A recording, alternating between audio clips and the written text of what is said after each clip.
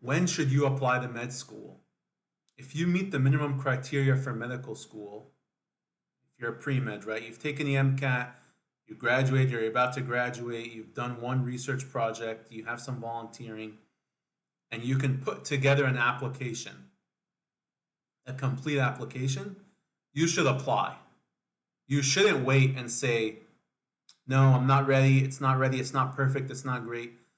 This goes back to the same concept of doing practice questions versus Anki and review. You want to be comfortable. You want a guaranteed outcome. So you do the review so you can feel like you know stuff. You do the Anki questions, they're the same questions. Okay, I memorized it now. I feel good about myself. Whereas if you go straight to the practice questions, you're going to get them wrong, but you're going to learn. You're going to grow. Okay, so I'll tell you my story and how this came up. When I was a pre-med, doing my pre-med post-bac, we had one of these advisors give us like a speech, a presentation about the medical school application process. And one point that he made was that it's advantageous to be a reapplicant. So think about it. You apply once, let's say you apply to USF in Tampa. You apply once, your MCAT score is mediocre, whatever, your research is mediocre, they don't accept you. A year goes by, you reapply a second time.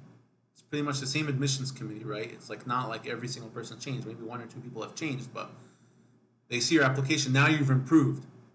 So they've seen the growth. So now that's impressive, right? That shows dedication. That shows this person is not going to give up. They're not going to pivot. They're staying the course. They're dedicated to to medical training, to being a doctor, etc. So in my case, I had an average application, except for my MCAT score. I had a 517. Everything else was average or below average, I would think. And I said to myself, I'm not going to get in this cycle. Okay, I have a gap here. I'm going to either do a medical master's or work as a scribe in Hawaii. I ended up doing the scribe thing because I got a high MCAT score.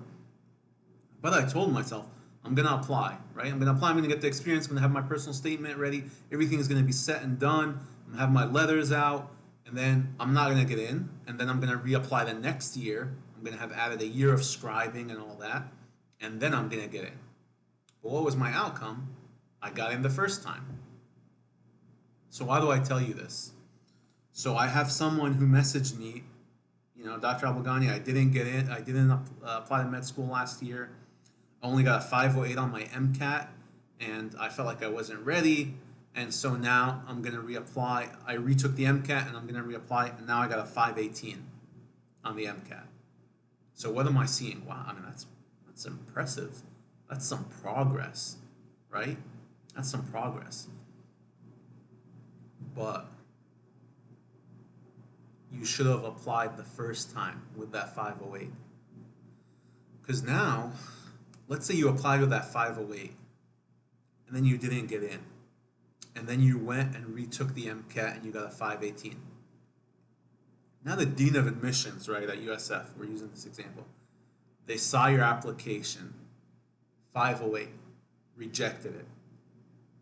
Next cycle it comes along, they see it again, 518. Whoa. I'm impressed. That's incredible. That's a huge, 10 points.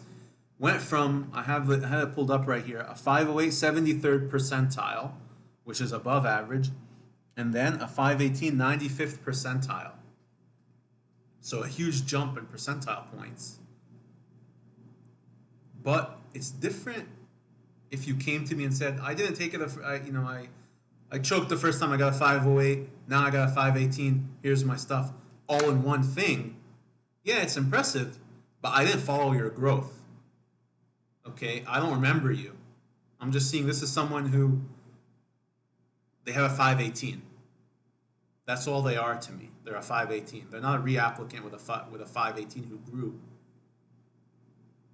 Okay, and so that's why I encourage you. One, this person maybe would have got in with a 508 to some program, one school, two schools, and saved a year. And what's saving a year? What's the money of saving a year? You know, what's the actual value of that? It depends. I mean, if you end up becoming a neurosurgeon, that's probably $800,000, right? If you end up becoming family medicine doctor, I mean, that's like 250 grand. So I mean, this time is not like it's not like nothing. You know, it's a big deal.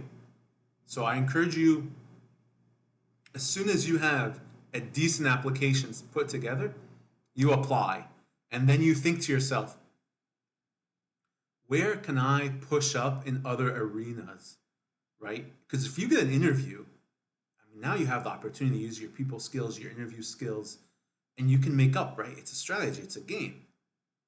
Maybe you get waitlisted, maybe you get in at the last minute, maybe you ship pivot from MD to DO when you get in and you save time. And by the way, don't think that DO is a disadvantage now. DO is an advantage now, right? There's residency programs, they take MDs and DOs, whereas some residency programs only take and then there's some residency programs that only take DOs. There's not really residencies that only take MDs anymore. So the MDs become a disadvantage, honestly, over DO. But anyways, that's my take. You have to apply now. It's always a time. Now is always a time.